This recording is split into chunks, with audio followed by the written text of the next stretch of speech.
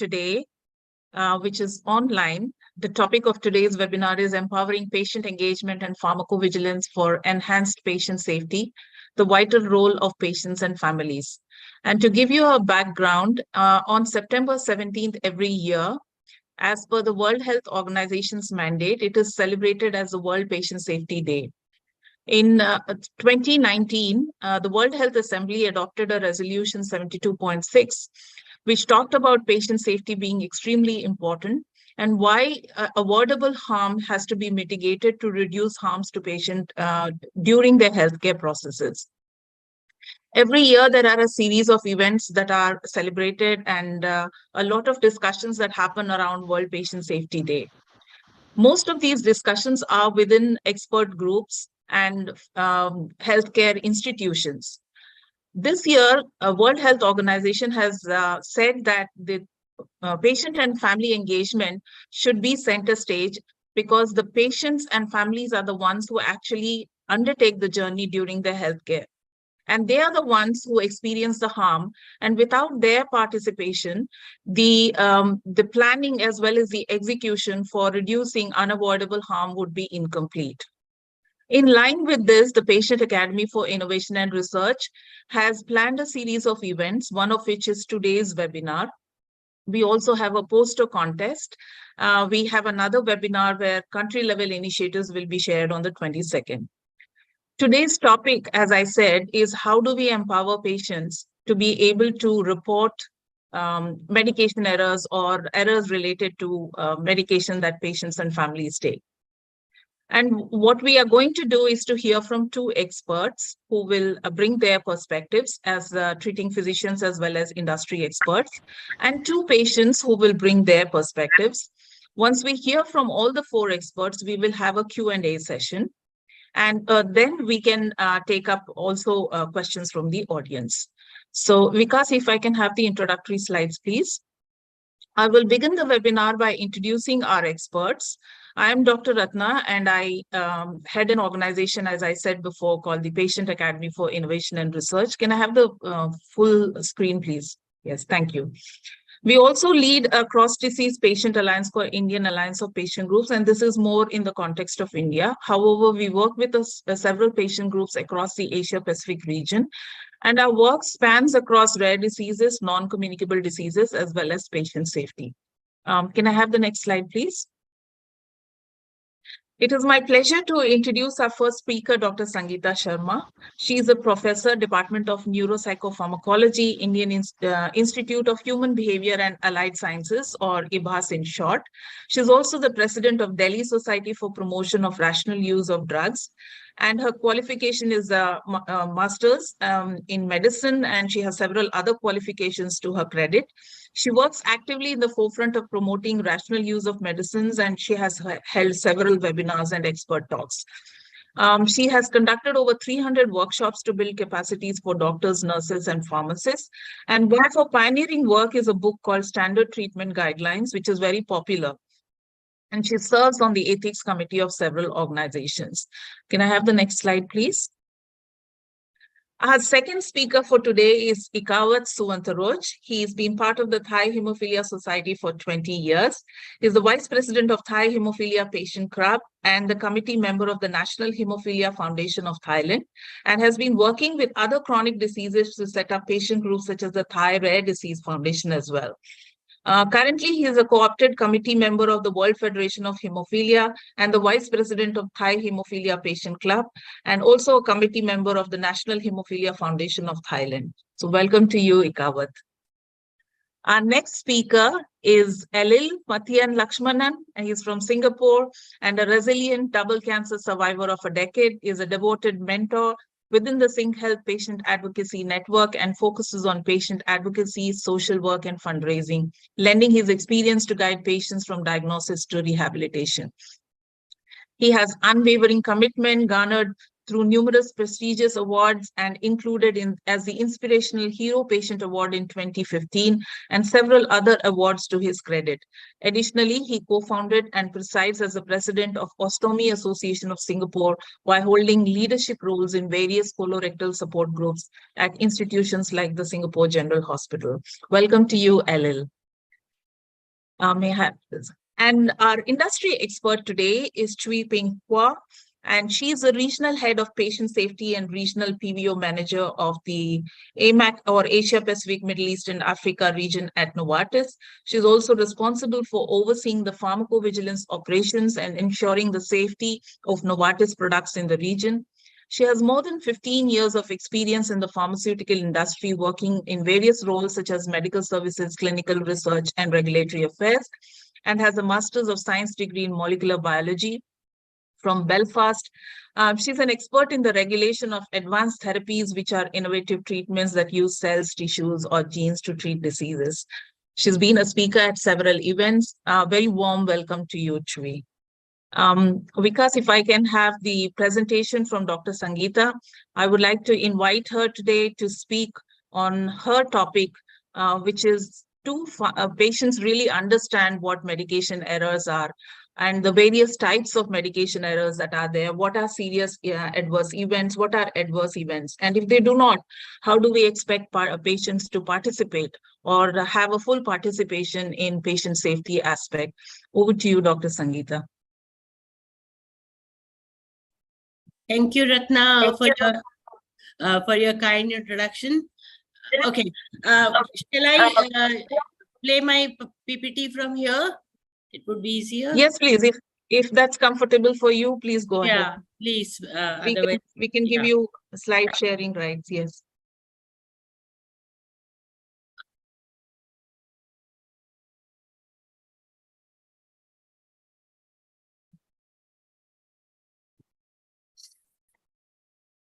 Can you see my screen?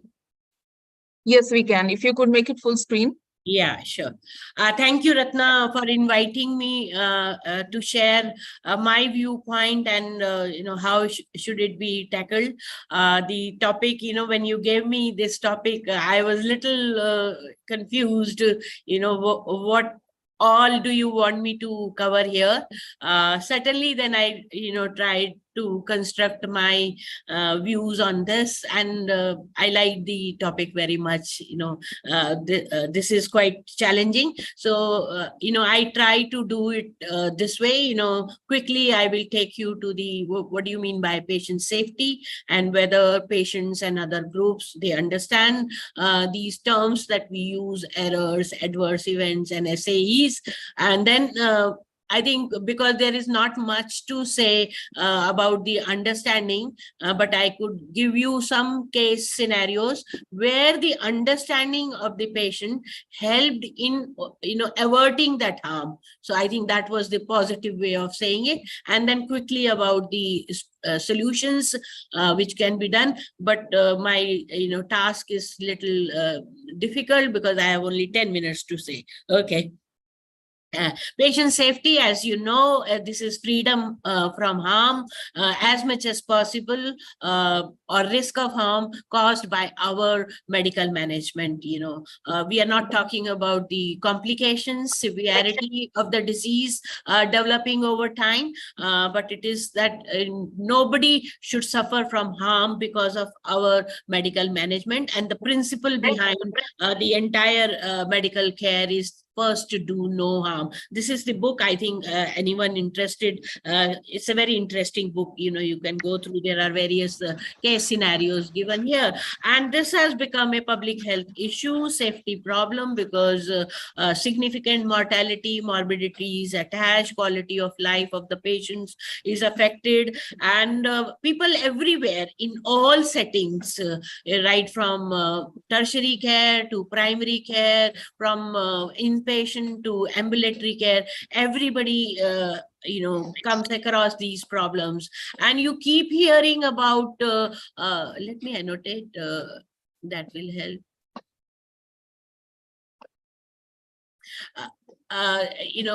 We keep hearing about these in news, and mistakes or harm happens because of some or the other problem at all levels, by doctors, pharmacists, nurses. And now nowadays there is another problem, because of these litigations. There are a lot of medical negligence cases which are arising.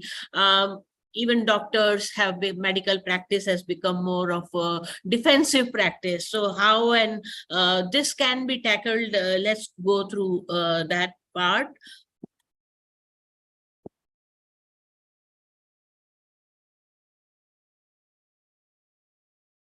It's not moving. Yeah. So also there are some false complaints, which has made the practice little more difficult now. So let's first understand what it is and why are we so worried about medications. Medical errors are preventable. Let's understand this. These are preventable adverse events. So before that, let's see, what is adverse event. This can occur, even when you are providing standard of care, you are following established protocols, but these are unanticipated, unplanned, unscheduled events which happen during medical care of the patient. This could be a fall, it could be, something fell, burns happening because of the cautery, or some error, error happening, or harm happening to the patient. So by and large, these are all called adverse events, which may still happen. But when we say medical error, here we mean that these are preventable. You can prevent. It is not necessary to suffer from harm or risk of harm during medical care.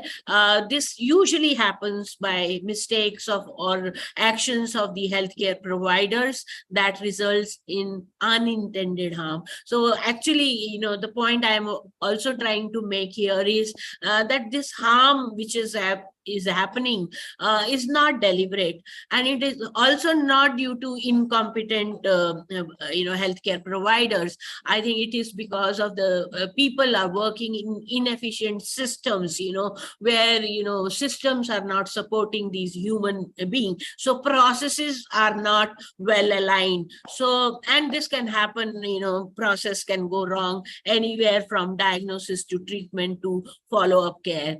While these adverse events could be because of the side effects or the adverse drug reactions of the drugs. So we need to be very, very worried about it, because I always say medications are double-edged swords. If you have effects, you have side effects too. Yes, to some extent, you can decrease or reduce the harm or inconvenience caused by these adverse drug reactions, but certainly majority are not preventable, whereas medical errors are totally preventable. It needs some intervention from anyone in the chain of providing care, right from the doctor, nurse, pharmacist, and the patient himself, can also contribute to by reducing these medical errors. For example, errors sometimes happen by patients, when they are taking these medicines at home. Simple instruction like shake well before use. And suppose nobody prepared you or told you to do this before taking a medicine. This can contribute to either underdose or overdose, both of which can be harmful. For example, insulin, most of us, diabetes has become very common. So insulin suspensions are there. And if you don't shake it well before taking, either it can lead to hypoglycemia or hyperglycemia. Similarly, phenytoin. So one simple instruction can save a lot of harm happening. Also, second, many times these harm happen because, either the patient is not able to swallow a full tablet, or some problem with taste or something, we crush these medicines. But if we know that there are certain groups of medicines, certain dosage forms of medicines, which should never be crushed, because otherwise this will be harmful. For example, enteric coated tablets are there. Modified release preparations like long-acting preparations, slow release, extra long, extended release. All those modified release preparations should not. So one needs to check this, and health care workers need to prepare their patients on this. Then inadequate fluids with medication. Many patients believe that they can swallow a tablet without fluids, and we also prescribe sublingual tablets. It's very difficult for the patient to keep it under the tongue, so it slips into the mucosa, oral cavity, and it is swallowed. So the action would be terminated the moment it is swallowed. So these are some of the medicine administration errors which can occur. Now, coming to the question whether the patients understand this or not. Unfortunately, for patients, any adverse outcome, any adverse consequence of medical care is an error for them. They are actually, I may not be 100% correct, but they struggle with it. For them, they cannot differentiate between error or adverse event or serious adverse event. When I say serious adverse event, I mean death happening because of the harm adverse event, or hospitalization, prolongation of hospitalization, teratogenic effect on the baby, pregnancy outcome, carcinoma. These are serious ones, but they cannot make up, and it would vary widely depending on the factors like health literacy level of the patient, the kind of communication taking place between healthcare provider and the patient, and of course the complexity of the situation and the terminology used. Many times we as a doctor, use jargon, medical jargon, and we think for us these are routine words, but for patients they have different meaning and connotation. That makes altogether the difference between these terms that we use. And lastly, the transparency of the healthcare system. How open is the communication within a healthcare organization, whether they are ready, they have a learning culture, or they have a blaming culture, or they hide whenever such incidents happen. A lot of understanding would depend on it. If it is an open culture, they would discuss these problems. Why did this happen?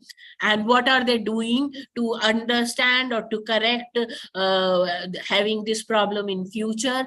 And what are the outcomes for that? So that will help in improving the understanding. And certainly there is no doubt about it that empowered patients take actions that can help prevent further harm or complications to them. For example, I've given few case studies here. Here this patient helped himself, or by doing this medication reconciliation. Here, patient is supposed, he noticed that a medication was prescribed did not match the medication list that they had been maintaining at home. After questioning the healthcare provider, it was discovered that a prescribing error had occurred. The patient's vigilance prevented this from taking the wrong medication, potentially averting serious side effects. So it's very, very important that the patients share all the medicines being taken by them. Many a times we are consulting several specialists, or visiting several hospitals, or taking medicine treatment from several alternative systems of health, or we are taking vitamin or dietary supplements which can affect the outcome. So it is very important for the patients to maintain an up-to-date list of these medicines. Then allergy is one area where patients can certainly come up and help the patient, the doctor, in averting that harm. For example, if the patient remembers the signs, symptoms of allergy, and when was this happened, to which medicine are they allergic, this can be a very, very great way of engaging and reducing the harm. Because in hospitals we use these bands, but these cards are also important. Many times in Indian setting, our experience says, they do remember sometimes that, some medicine was forbidden for them, but then they cannot recollect the name of the drug. So it is important that you have a list of all those drugs to which a patient is allergic. These days we have smartphones.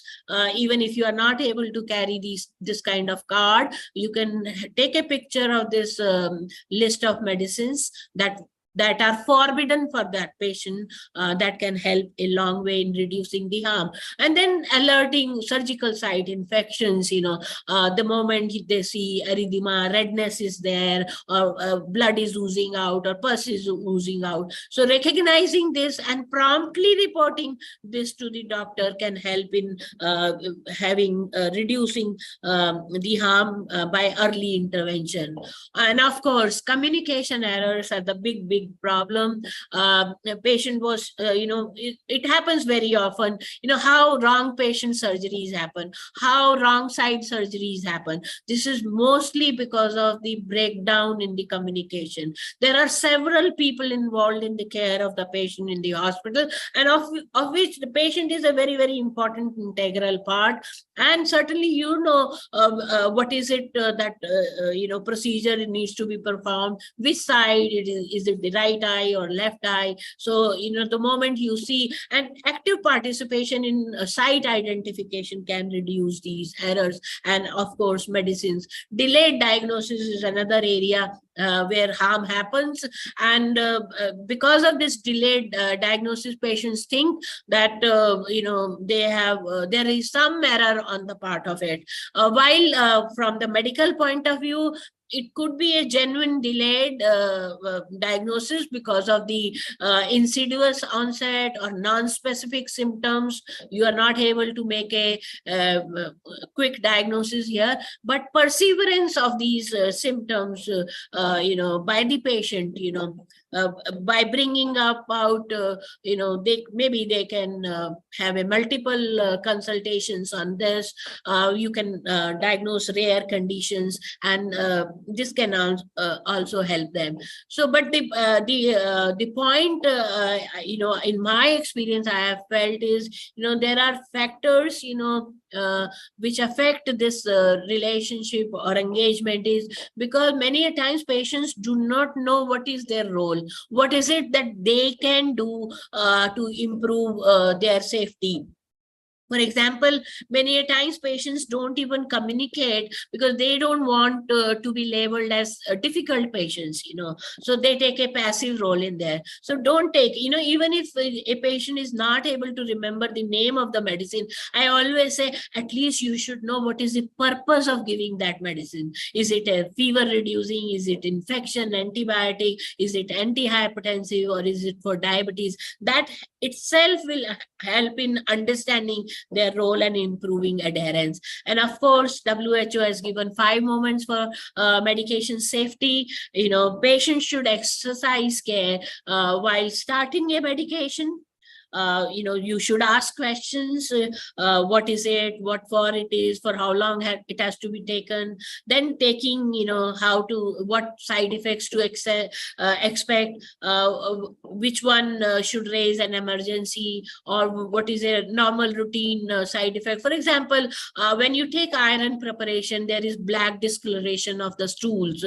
Some patients get unnecessarily alarmed, and they may visit the hospital for that. So if you know that, you expect it, so there would be a better acceptance of this side effect. Then adding a medication, this is one of the greatest risk factor for the patient. I always say polypharmacy. When you are on several medicines, expect some harm to happen due to adverse drug reaction or errors.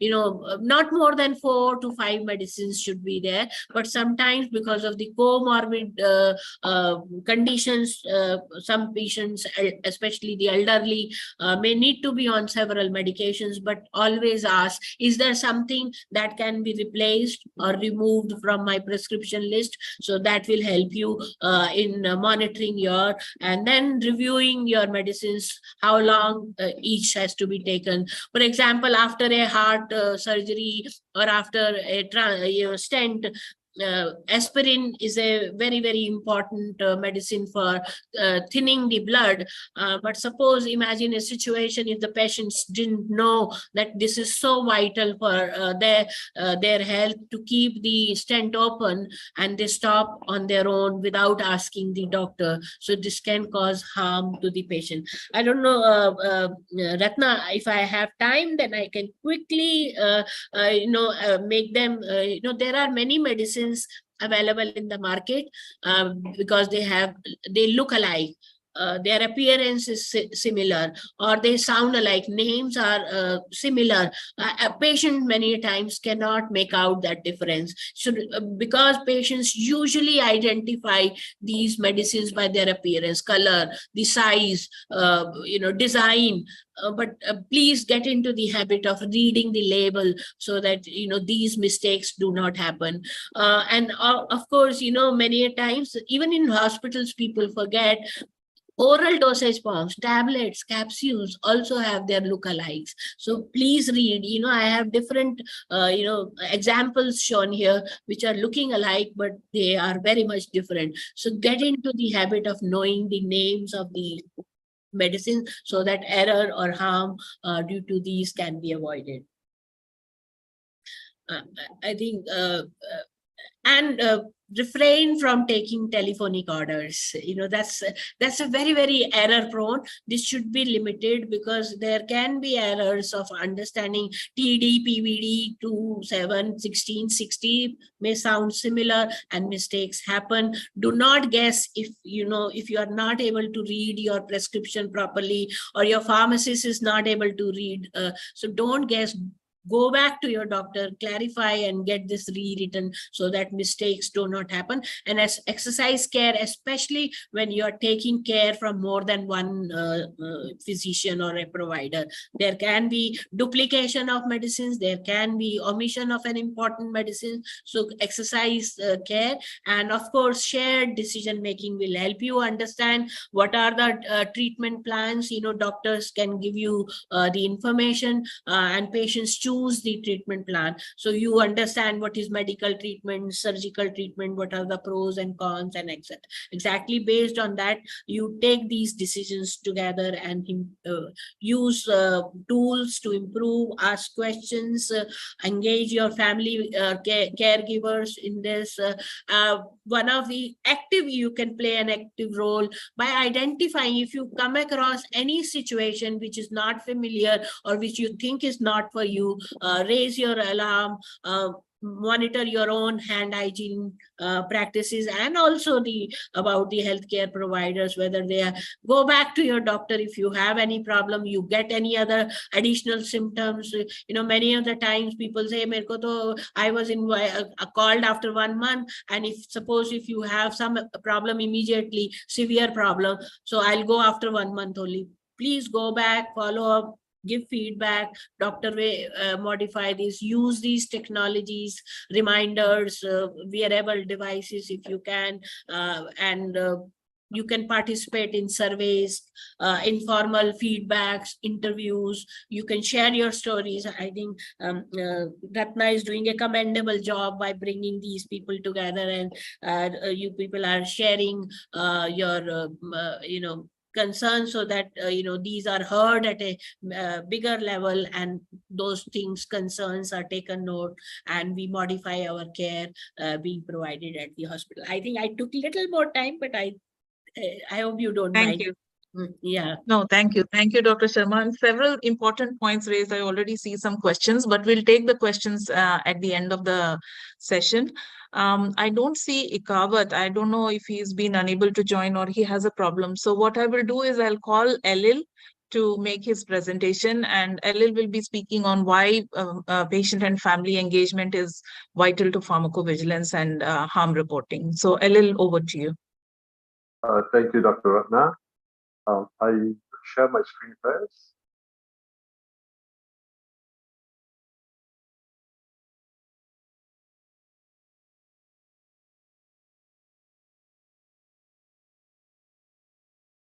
Okay. Yes.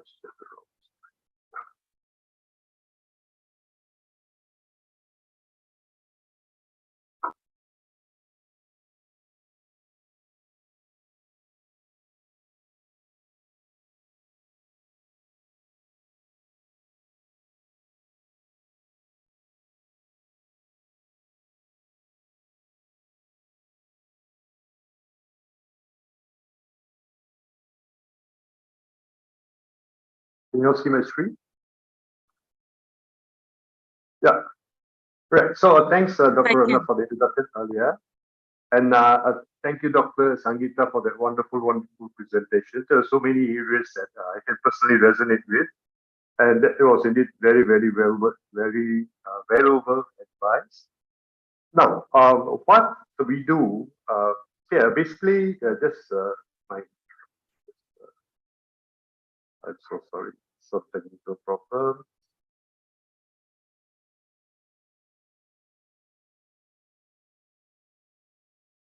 Here we go. Right. So I work with the healthcare cluster, one of the healthcare clusters, the Forcing Health, as a patient advocate. And one of the reasons why I do so is because I think it's so important that patient involvement, all right, is necessary if we want to improve outcomes. Yeah, and the more patients who come forward, especially in our Asian context, the better it will be. All right, because someone has to present the patient's perspective when it comes to creating better and safer care for everybody. So in our healthcare institutions, I mean, we have several touch points where we emphasize target zero harm. And we do have patient safety advocate pledges that we all undertake. And this pledge basically says that we speak up for patient safety, we act in the best interest of our patients, we foster teamwork for patient safety and ensure accountability for patient safety so that no patient who comes through our doors will be harmed. And this is a culture that we want to inculcate throughout our healthcare ecosystem. So the Single Patient Advocacy Network is actually a grouping of both patients and caregivers, right? We cannot ignore the contribution of carers because in many cases, the carers are the ones who make these major decisions for the patients, for their loved ones, right? And this grouping really is something that we are very thankful for. We work with the healthcare institutions, the healthcare professionals to make sure that we can improve outcomes all around, and we get involved in projects from the very beginning, right from the design stage, even in commissioning projects like for the new emergency medicine building and the elective care center. All right, so it's just okay, I saw Ikawat just came in. Sorry, Ikawat, I took away a slot. You can do yours later. All right, so so that's just briefly about what we do in Spain. The traditional approach for pharmacovigilance in Singapore was actually regulations, right? This was mainly done by the healthcare agencies, and reporting rules were all laid out. But it's only recently that we realize how important that the role of a patient is, and that's why there's now a shift of paradigm. All right, and we are now promoting spontaneous reporting of adverse events to HSA by, in addition to healthcare professionals or industry, which used to be the case, and now by patients. All right, and how can we empower patients for safer healthcare? So again, Dr. Sangeeta has shared so many cases of errors, and she's given us all the definitions of what an error is, communication errors, stuff like that. But then, how do patients get involved in this, right? And first of all, we have to promote patient safety reporting culture, and we have to treat patients as partners. We cannot just treat them as another case, right? And then we must build patient reporting platforms that are convenient, that are easy to access, that can be accessed easily, right? And then we need to educate the patients. Right? So what are the things that we need to look out for? Dr. Sangeeta gave us a whole list, right? New medications, changes in medications, change in color and all that, right? So we need to tell patients, look, you need to look up all this because not every patient is so conscious, so aware, so literate. So we must have concerted efforts to educate patients so that they know what to look up for and to alert the pharmacist or the physician if something goes amiss, right? And of course, we need to make improvements based on evidence, patient-reported outcomes, and most importantly, also share best practices and recognize role models. So we play a critical role, and caregivers especially, right? For the elderly and for the children, then the caregivers play a pivotal role in this. We need to foster appreciation of the patient contribution to medical safety. Share case studies, and I think this is an excellent example. This forum is an excellent example, all right, of how we can raise such awareness. So we must support the knowledge, must support networks and independent patient representation in medication safety systems. And again, this cannot be overemphasized. We must involve patients and caregivers in the development of policies and guidelines around medication safety. And not just formulate some policies that we think that will work and then just push it down for everyone to follow. Because unless patients and caregivers find it easy to use, convenient to use, then it will be very difficult to make sure that it catches on. Another aspect, I feel, that can help greatly in this effort, patient organizations and advocacy groups. If you take the example of patient organizations, patients have a more direct connection with patient organizations have a more direct connection with the patients, right? And then patients are more comfortable discussing disease-related issues with people from their own support groups. And also there's more frequent interaction. So the chances of catching on something that's gone amiss or some serious side effects that are not caught by the physicians or the pharmacists can be actually reported through patient organizations, and they become a very useful conduit for such reporting. So how can we then start playing an active role? Right? First and foremost, the early detection of adverse events. Right? So patients must again be educated now so that they can notice unusual symptoms or adverse effects of their medication. And their direct experience allows them to detect these side effects immediately. All right, and this may not be apparent to healthcare professionals who prescribe, dispense a medicine, and then after they may not come into contact with the patient for quite some time. All right. Secondly, the improved medication adherence. If a patient is better educated, then it is more likely that they will adhere to their prescription. Patient education programs can help improve medication adherence and reduce the risk of adverse events. And this is to nip the problem in the bud. Don't let it get to a stage where an adverse event is allowed to carry on until major harm is done. Again, communication, and this was emphasized by Dr. Sangeeta as well. Families and patients can provide important feedback about their experience with medication, including issues related to dosing, the administration, and of course the side effects. And effective communication channels must exist so that we can facilitate such reporting, right? And patient advocacy organizations like the one that I have, and also consumer groups can go a long way in helping to raise this awareness about medication safety and promote responsible medication use within the community.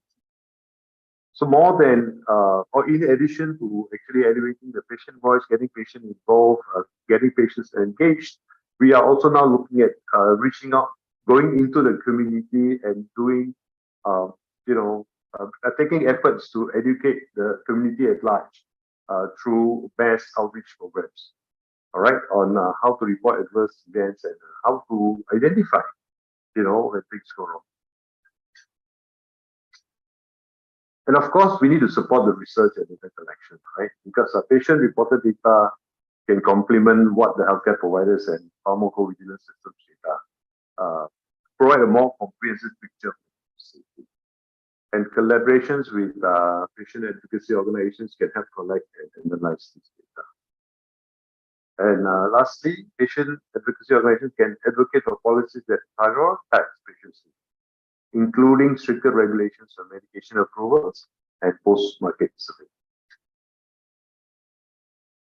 So it's all about building bridges between patients and healthcare providers. And one of the key challenges in enhancing patient engagement is building bridges between patients and healthcare providers.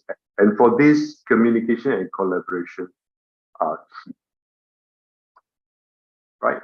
So going forward, right, we must treat patients as equal partners. All right?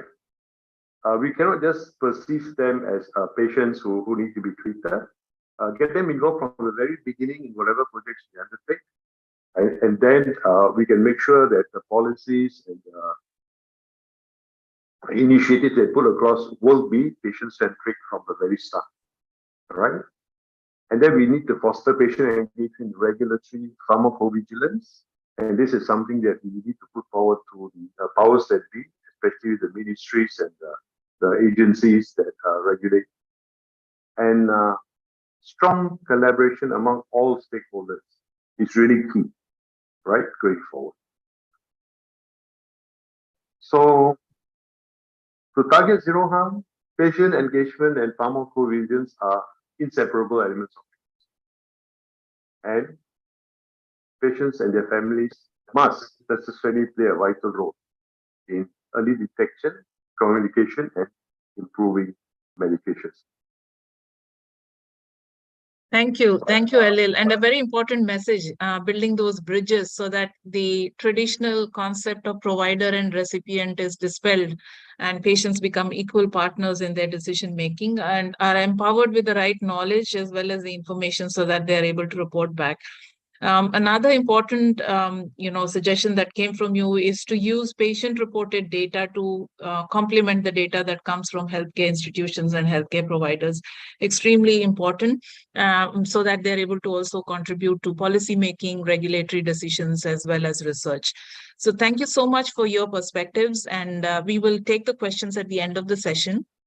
Our next speaker is Ikawat, and he will be speaking from the Thailand perspective on what role patients and families can play in pharmacovigilance. Welcome, Ikawat, and over to you. Hi, Ratna. Thank you for introduction. I will start with, I am a hemophilia patient. So that means I born with this health condition. You can call me the patient expert because I think I know everything about hemophilia because I born with it. And some doctors said maybe I know my condition better than the doctor. So this is, I think, for all the chronic disease patient and rare disease patient who born with this disease have this kind of similar experiences. And it could be really useful for not only for the patient and family, but also for the healthcare provider to use this knowledge to improve a healthcare system. In Thailand, in the past 10 years, we try to have patient engagement in the local way, in the hospitals, and also in the national level. I think for more and more that they open opportunity for patients to voice what they need, what they want from the physicians and from the system. But it is still really many challenge in this field because the patients in our country, in Thailand, I believe in low middle income country, we not training to be that level. We is more passive. We waiting for the doctor to tell us what to do, and we listen to them, follow them. And one day you say, okay, we want to know what you want. I want to hear your voice. It's a little bit overwhelming for the patients to take that step. I think the first thing that the patients needed to get together as a patient organization or the patient group, it could be formal or informal, either way it's fine. And that could be happen when the doctor introduced this kind of idea to the patients. I don't think the patients will just stand up and say, okay, we get together and try to make some change. It's difficult for the patient and family at the beginning point. So in the starting point, maybe the doctor or healthcare professional, they give this idea to the patients, tell them what the benefit to get together as a patient group. And then you find the patient champion in your group, okay? Educate them. So in the beginning, as a hemophilia patient club, we're not going to talk about changing the policy, try to get all the treatment for patient for the whole country. Is patient and family will freak and they say, oh, I don't want to work with that. So this patient organization is too much for me. In the beginning, it's just peer-to-peer support. So we listen to them, what they want, what they have to coping with their everyday life, and we try to help them. I remember the first time that I joined the patient organization, we just listen what the parents want to take care of their kid and grow up, and what they worry about. They want to see the hope that the kids will grow up with this disease and they can go to the school, they can work, they can have a families.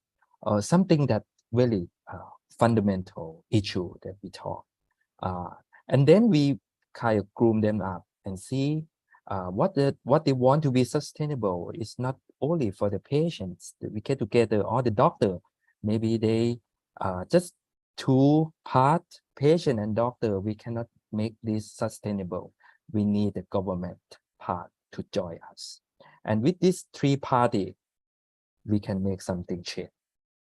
But to go to that point, we need a strong patient organization, and that have to be supported by the doctors and nurse and social worker or someone who see this benefit of the patient's organization, which is so important.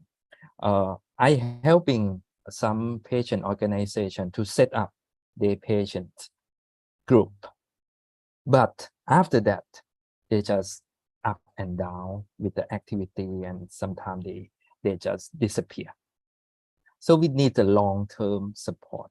It's not the short-term until they can handle the organization by themselves.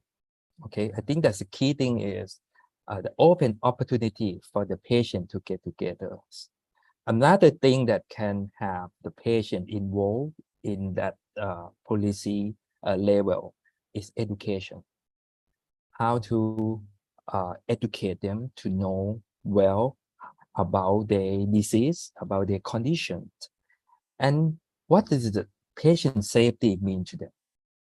When they talk about patient safety, it's not only in the hospital, but also every places, when they home, when they go to work, when they go to school, it's all the patient safety. How we bring the safety for their own life in every day. So we want to listen to them. Okay, I remember when the first time that the patient organization, hemophilia patient get together, what we want is, we want a treatment product as soon as possible when we have breathing condition. We don't want to travel to the hospital and waiting for the hospital process to get the factor concentrate to stop breathing. So the solution is we come up with the early treatment program, which is we can keep the factors at home. And how can we keep the factor at home? That means we have to do our cell infusion. Cell infusion in the vein injections, and we're not a healthcare professional. How the government, doctor and nurse trust the patient that we can handle this is not individual patient. We say, oh, we can do it. It has to be a group of patients, and we train each other, we educate each other, and we feel that we're ready to handle these kind of situations. It's about the trust. It's trust the doctor and the government trust the patient can do it, and that ready helpful, and that changed hemophilia patient life in Thailand after we have the treatment product at home, because we don't need to travel to the hospital. We can manage our breathing episode. When we have the minor breathing condition, we can right away can get the treatment to ourselves. And when we have the complicated issue, we can go to the hospital, and that reduce the hospital workload also. So everybody benefit from this process. But when we get to this process, we have to get all stakeholders together as a round table stakeholders.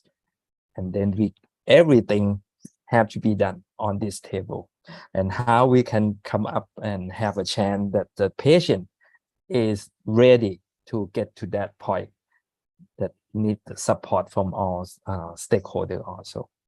I think that this kind of my experience and journey for the patient to get to healthcare system. Back to you, Rana. Thank you, Ikawat. And you raised a very important point about patients. I mean, it's very nice to talk about patients being engaged, but are the patients ready to be engaged? And to build their trust, what do you need to do? What is the process to have them engaged? Also, with many long-term conditions now being treatable at home, how do we report adverse events or medication errors, and what can we teach the patients to do to reduce harm, and how can we upskill the patients so that they are able to manage their condition at home? Very important points that you have raised through your talk. So thank you so much. And there might be a few questions, but we will get back to the questions towards the end of the webinar. Our next speaker is Chui, and she will be speaking about industrial perspective of pharmacovigilance and patient safety. And over to you, Chui. And will you be making your own presentation, or do you want us to manage it? Yes, Dr. Rana. Can you hear me? Yes, I can hear you. So would you like to show your own presentation, or do you want us to manage it? I can show my own presentation, if that's fine. That will be great. That will be great. Thank you. We can assist you if that doesn't work. Yeah. Are you able to see my slides? Yes, I am able to. Okay, very good afternoon to everybody. And also thank you, Dr. Rana, for this opportunity, for me to talk about pharmacovigilance and patient safety from the industry perspective. Are you able to hear me well? Yes, I can hear you clear. Please go ahead with the presentation. Thank you. Yeah, I'll just start off with a disclaimer. So we talk about pharmacovigilance a lot. So what exactly is pharmacovigilance? In short, we like to call them as PV.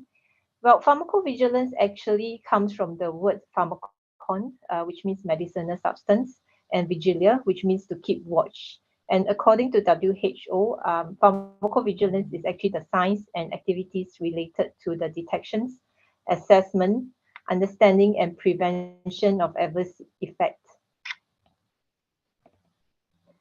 Medicine and advanced therapy has transformed the treatment of disease, but in addition to their benefits, these medicinal products may also have some side effects. So after the thalidomide disaster, I don't know how many of you have heard about the thalidomide disaster. In 1961, thousands of children were born with severe birth defects, to the mothers who have actually taken thalidomide during their pregnancy. So after this disaster in 1961, international effort was initiated to address the drug safety issues. And the two major regulatory agencies that drive the global PV regulations are the European Medicines Agency, EMA, and also the US FDA. But many countries, in addition to these two regulatory agencies, many countries also follow the ICH guidelines on PV. And over the past decades, the practice of PV has actually changed. It has actually shifted from a reactive approach where adverse event or side effects were collected and monitored to actually a more proactive approach that focuses on the risk mitigations and also communication strategies. So before a drug is registered, it must go through rigorous testing for safety and efficacy through clinical trials. And at registrations, the health authorities will ensure that the drug is effective and the expected benefits outweighs the potential risks. However, there is some limitations in clinical trials due to the small number of selected patients and also a short period of time. Some side effects may only emerge when the products have been used by a bigger and also a more diverse population and over a longer period of time. Therefore, it is also crucial to monitor any side effects after the product is available in the market. Hence, PV plays an important role throughout the life cycle of a product, from clinical trials through post-marketing.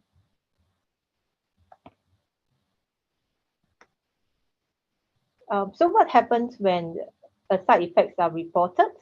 So when the company receives a side effect, they will enter the information into a database called the safety database. And periodically, the data in this database will be reviewed and assessed for safety issues. If there are any safety issues of concern, for example, if there is a new risk that has been identified, or if a known risk that have changed, the company will include this new information into the prescribing information or the product information. And also the reports will be submitted to the health authority worldwide. And if there are any serious safety concerns, the company may actually review the marketing status of the products and withdraw the products if there is any threat to public health.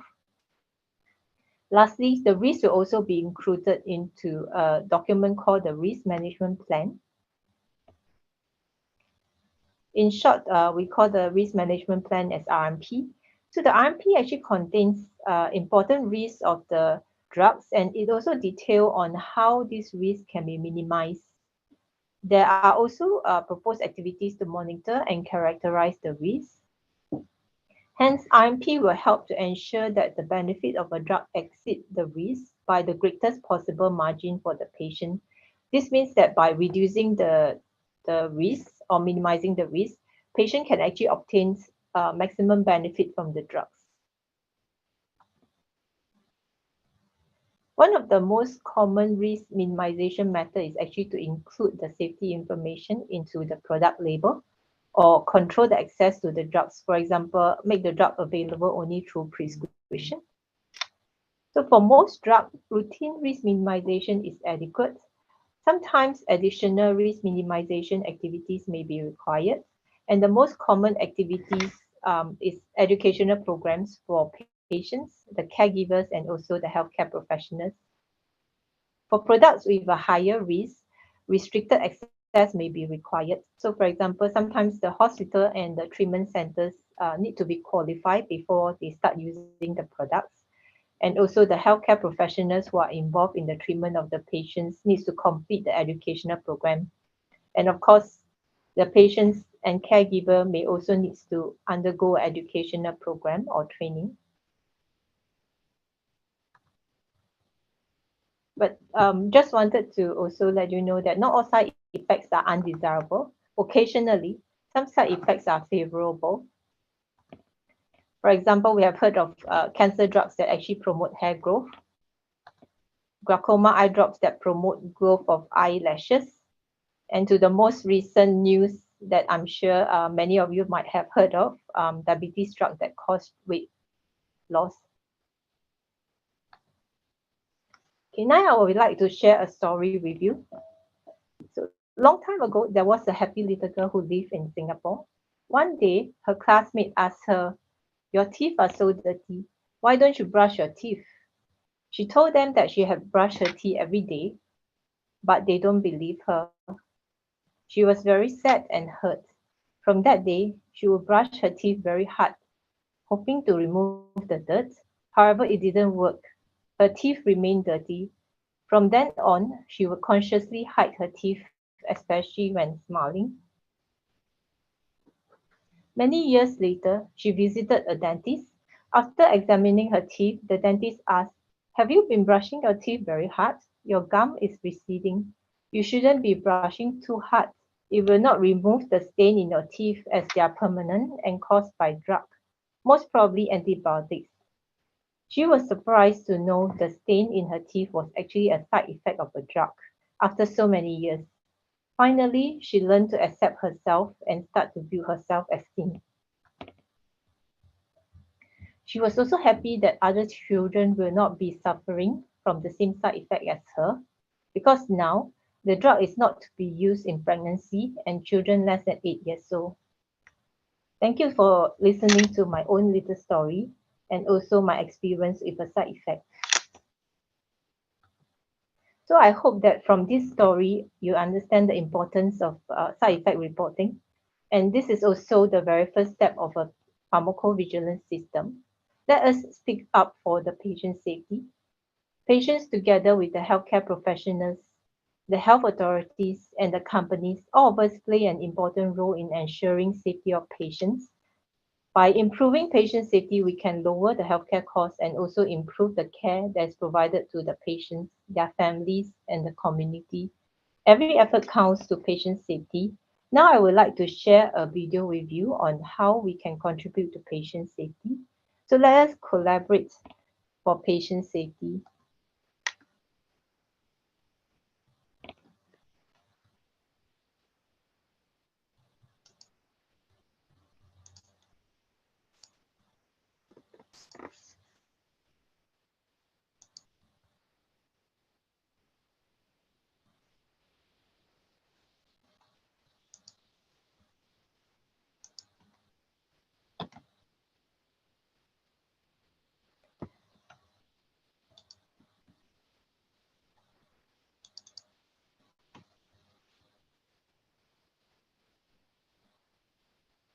Dr. Rana, will it be possible for you to play the video? Because Yes. I think I have some difficulty. No problem. Vikas, can you please play the video?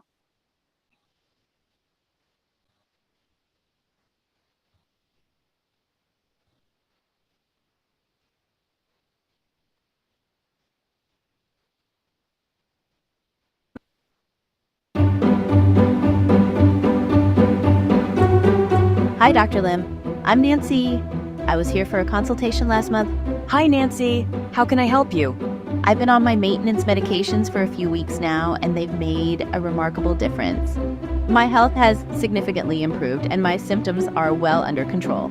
However, a couple of days ago, I started to experience a slight discomfort in my breathing that didn't go away. I decided to come and seek your advice. Thank you for coming in. It's very important that you let me know about these things. I'll report this to the medicine company straight away.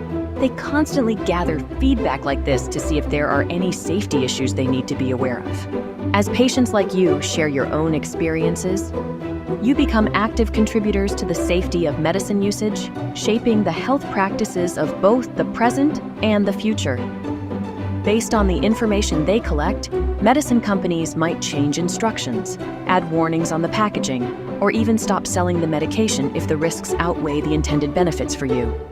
I didn't realize my feedback could make such a difference. Yes, Nancy. Your feedback is crucial.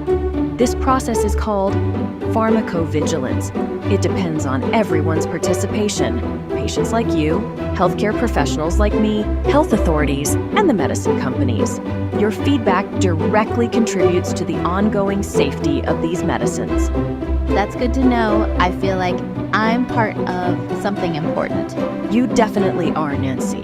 By sharing your experience today, you're not just helping yourself, but potentially many others around the world who are taking the same medication. Be like Nancy. Stay vigilant. Help create a safer, healthier world.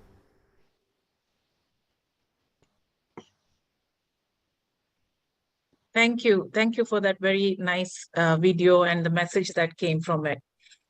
So I have a couple of questions, and we heard from both Elil as well as Ikawat that patients are becoming more and more responsible. They have the information and the knowledge, especially if they're taking medicines for a very, very long time, then they have the experience of what happens, and that knowledge is very valuable within the patient groups. However, we see more and more that patients want, treatments to reach their homes, and sometimes when adverse effects or medication errors happen and something untoward happens at home, patients really don't know who to go to or how to report. And Elil did make a reference to online reporting platforms. So my question is to both the experts, Dr. Sharma as well as to Chui. So if patients really want to report, are there any platforms or anything outside the pharmaceutical industry that it's easy for patients to report to? And if that is not there, what can we do to drive that, reporting format, and how can we set it up so that can patients collect information themselves and report it to the government, or is the government mandated to do it? Is there a format for it? How can we do that so that, more information can be collected? Ratna, in India, there is a provision for reporting by the patients. There is a toll-free number. The Pharmacovigilance Program of India, PVPI, has this mandate to collect this side effects reported by the patients. So toll-free number is there. They have also facilitated the reporting by using social media. So they have, Instagram and other, so whatever is comfortable for the patient, they can report it. And the formats are also given there. Okay. Thank you so much. Most of us don't know about this, so maybe there needs to be more awareness around it. And Chui, do you have any insights into it? Yeah. So in company like Innovatis, we actually have a website set up that is actually for patients to report the adverse event directly to us. And I understand that in some countries, for example, like in Malaysia, there are also channel or avenues for patients to report adverse event directly to the health authorities. Thank you. My next question is a little tricky. And see, the traditional format of taking medicines is that the doctor prescribes it, you go to a pharmacy and you buy it from the pharmacy, or you go to a hospital's pharmacy and you buy it from the hospital's pharmacy. But we see more and more that there are online pharmacies where they deliver medicines to your doorstep. And when something like this happens, and if there is a switch in medicines or if something else is delivered, how do you report? Is there a provision for us to report if we get subject to, of course, we understanding that the medicines that were given to us are not the same as what was ordered. So is there any regulation or format or any methodology that if you buy medicines from an online pharmacy, you can report back? Ratna, anyone having experience? Yeah. I think you're talking about error, when you take a drug by mistake, something else was written and something else was dispensed. Is that?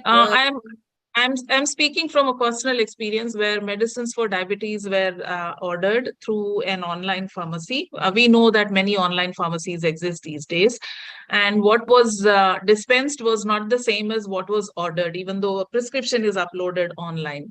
And in such cases, if you notice the error, then you return the medicine. But if you do not notice and something happens, what do you do? Do you report to the online pharmacy, or do you report to the government? Do you report to the manufacturer? Do you report to all of them? How do you manage this kind of a situation? Yeah, very tricky situation. In India, Yes. this online pharmacy is still evolving. There are, regulations are yet not notified in this. They were under draft, discussion going on, but they have not been notified. This is one of the very important area that you have pointed out. So I don't think so there is a provision under online pharmacy to report this. Maybe they can return once noticed, but if it goes unnoticed, this becomes an error. And we are, as in India, we are in the process of setting up that dashboard where the reporting by the patient is enabled and they can report these kind of errors. But this is under, consideration and development only, but no, known site, we can give right now. Now, coming to the pharmacovigilance program, certainly it can be reported over there. So that mechanism is there, and that mechanism can be used for this. Thank you. Thank you, ma'am. Chui, do you have any insights for this? I mean, would the manufacturer be able to take any reports from patients? And are there, you mentioned you have a website, but sometimes, people are not aware of these websites. So how can patient organizations know? And there are so many pharmaceutical agencies, each one having their own website. So how can we make it easier for patients to report if they want to report something to the manufacturer? Yes. So like what you mentioned, that if the patients actually got the drugs from the online pharmacy, they can actually, if they do suffer from any side effects or adverse event, they can do report it to the companies that manufacture the drugs. Because I think medication error is actually a reportable event.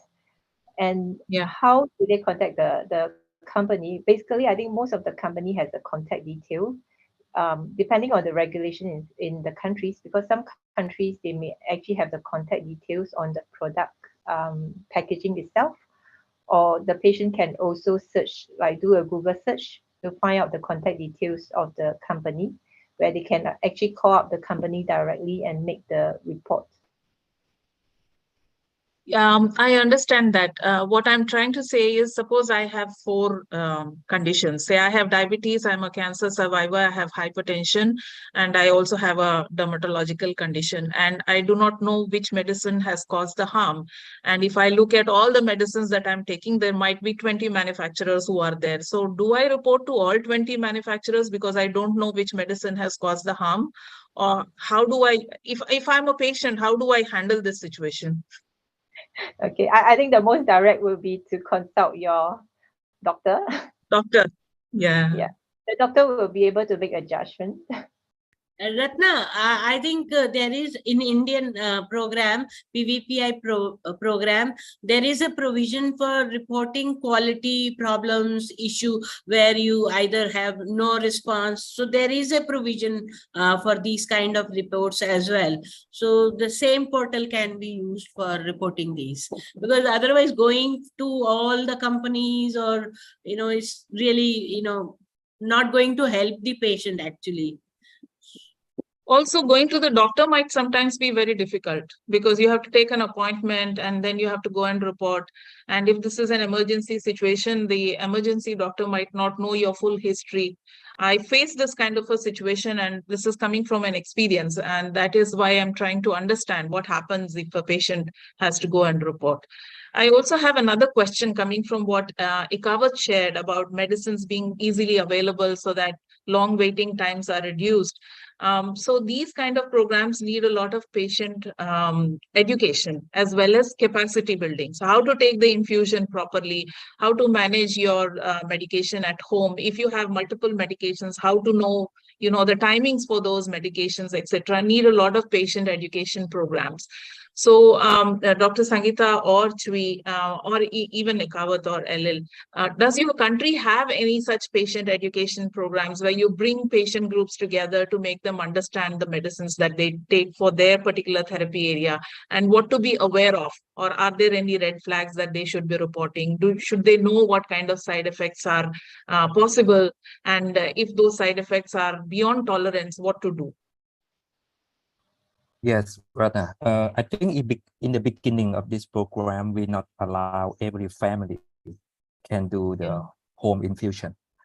We start with maybe in the capital city, Bangkok, or educate family and make sure that they can handle with this kind of situation.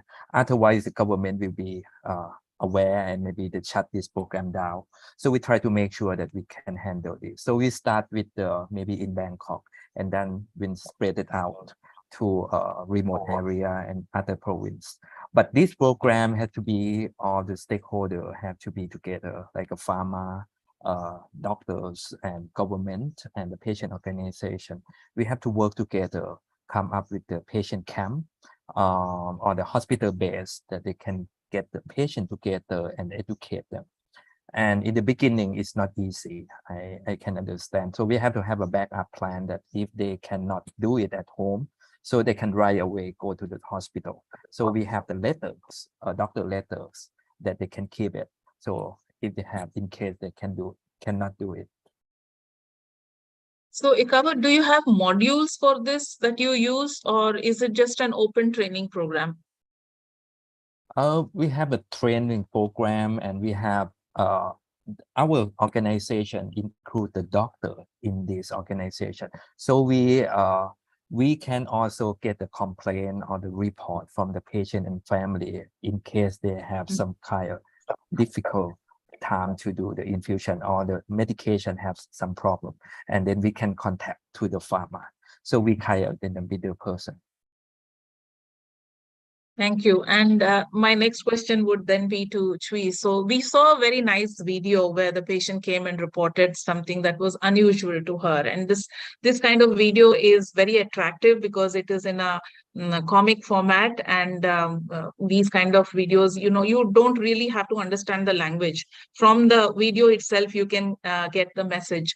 Considering that Ikawa's organization is doing a lot of training programs, is there some way that patient groups can collaborate with the industry to create these kind of educational materials, which can be played in the comfort of the patient's home? So, for example, a demo on how to take an infusion.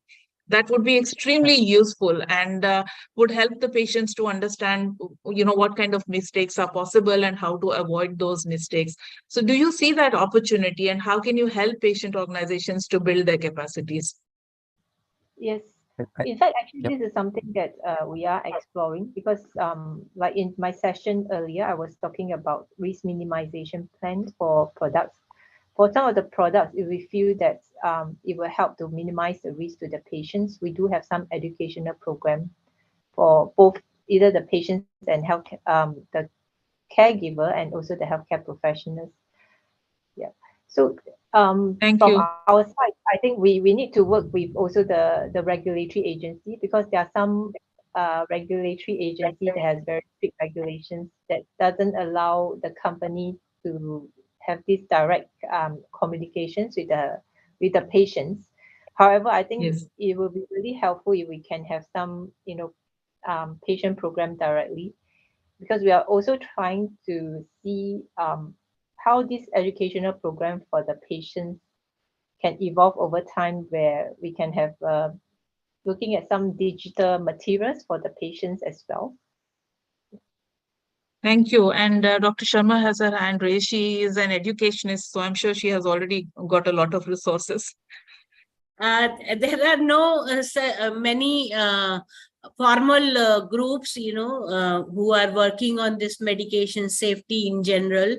Specific something like, Ekawat mentioned, hemophilia, some diseases specific, those groups are there. But recognizing this gap area, we started this public campaign program. We started with school teachers and school children about medication safety. So we had a targeted education program for the school teachers where we talked about all these issues and what can they do, to mitigate the risk involved with the medications and how early intervention can help. So this was very well, taken up by the school teachers. They were very enthusiastic and they had a lot of questions about, storage, usage, disposing of expired medicines, vitamins. They were very much concerned. Protein supplements. These are burning issues these days. Children are very fond of, protein supplements. So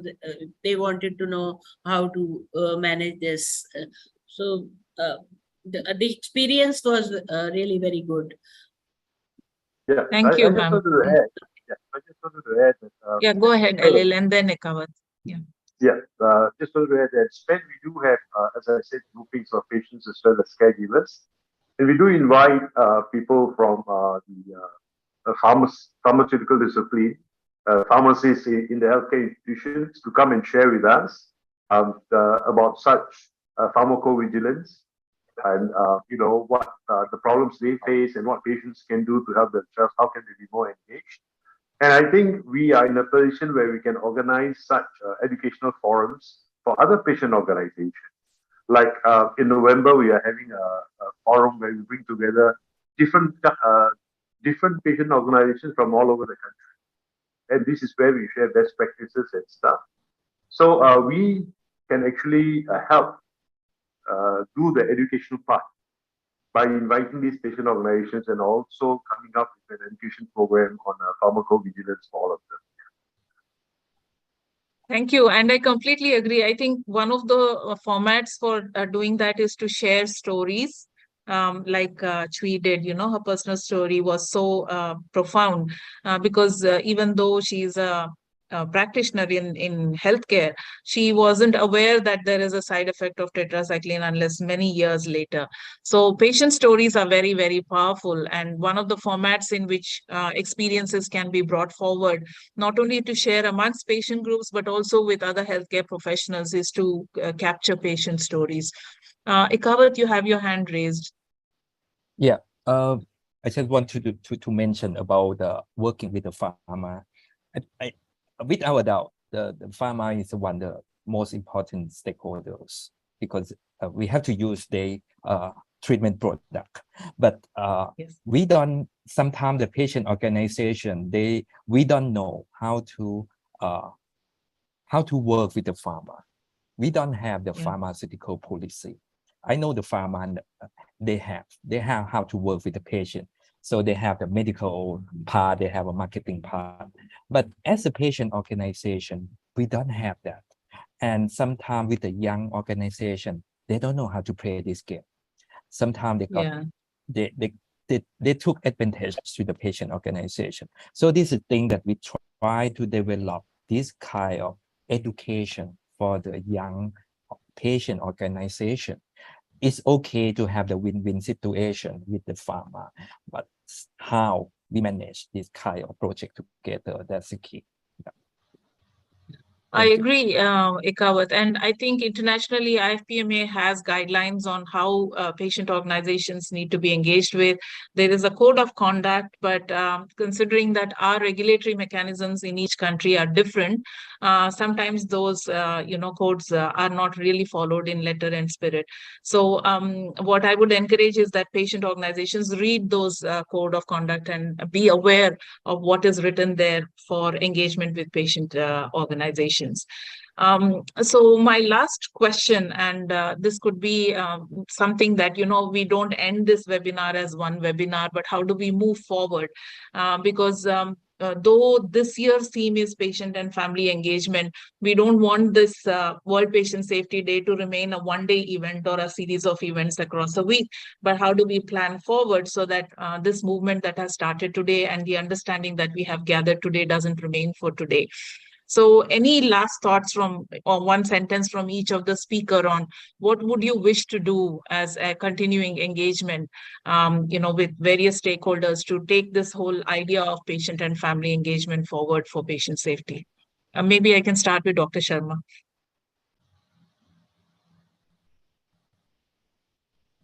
I fully agree with you. Patient safety, every day is a patient safety day. It should not be one of the days, where we all come together, talk about this, and then forget about it.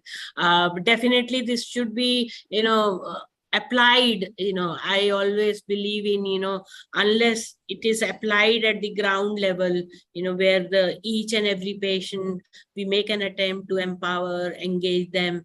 So I think one of the important reasons for better acceptance is, of course, we need to empower the patients, but healthcare providers also need to be educated about it. In my experience of I am an author of that standard treatment guidelines. We have a patient education section for each disease there. That was the most difficult part to write. All my contributors gave number of pages about the management of the disease, but when I asked them about give me few lines about how would you like to educate your patient, none of them could give it, because one of the reason later I understood, because this kind of information is not readily available. Even if the doctor wants to give it, many of us do not know, what all information to be passed on. Even if it comes to ADR, there are so many of them. Do you narrate all of them? Do you tell all of them? So is it the important ones, most important common ones that you are going to tell? So these were the difficulties of the doctors. Of course, they have their own problem of heavy patient load, consultation time is less. But within that limited consultation time, we need to optimally utilize this time. So they need to be better prepared also. So they should have a positive attitude and also embrace this, as one of the duties. Otherwise, they just leave it to the pharmacist or the nurse to explain. So whereas each one of the stakeholder need to explain this to their patients on their own as well. I completely agree with you, ma'am. I think doctors and all healthcare providers also need training on how to engage with patients and what information to pass. So, Elil, what would be your one sentence to the audience? Yeah, I think, first of all, thanks for organizing this excellent forum on such an important topic. I think going forward, we have heard from the video from PVC, we have heard from Mikawat about educational materials, as well as Dr. Sharma's book. I think going forward, we should look to a way where we can compile these resources and see how we can share them around so that we can tweak them for our own country's context and use them as an educational material to be disseminated at the right platforms. Thank you so much, Ikawat. Your message to the audience. Yeah. I think the word is trust. I would like all the stakeholders trust in the patient organization and give them the opportunity to speak up and listen to their idea. And also, we don't need to wait until we become a patient. We can introduce to the people safety. We all have to be aware about the safety, and we're not going to become a patient. Thank you, Ikawat. Trust is the key, so that people trust us more and believe in the information that we are giving. And Chui, your message. Thank you. So totally agree with Dr. Sanjita and Igawa. I mean, from my story, you can see that at certain time point, we are all a patient. So I think for us to collect this safety information is really important. However, the challenge that we have from the industry a lot of time is we get very limited information from the healthcare professionals. Maybe because, of course, they have a very heavy workload. However, I think that, maybe we should raise the awareness of the healthcare professionals that, these are really very important information to be collected. Because with the full information, then in the company and also in the health authority, we can do a full assessment whether the effect is due to the drug and how we can help to prevent all these risks to the patient. Thank you so much. And thank you to all the panelists for sharing their thoughts with us today. It was a very good webinar because of what we learned from your insights and the experiences that you brought to the discussion. Thank you especially to Novartis for supporting us for holding this webinar. What I would like to also share with the audience is that we have a poster contest, and the link is on our website, www.pairacademy.org. Please go to that and encourage patient groups in your countries to participate in that poster competition. We would like to support the top 3 winners with a small token amount so that they can hold workshops within their countries to be able to move forward. As Ikawa said, they are doing a good job already. So if there are winners, we would like to support them to organize maybe a small workshop with their patient groups to understand what patient safety means. We also have a call to action on our website. There is a pledge and SPAN and IPSQ from Singapore were part of this discussion when we created that pledge on how to demystify the patient and family engagement in strategic objective 4 of the Global Patient Safety Action Plan. So the pledge talks to all stakeholders and says we support patient safety and we want safer healthcare. So please go to the website and sign to that pledge, and you can sign as an individual or as an organization. So thank you so much. I hope to keep connected with all of you to drive the movement on patient safety forward. Thank you so much and have a great week. Thank you, everyone. Thank Thank you. you. Thank you, Ratna. Thank you, everyone. Thank you. Thank you. Thank you.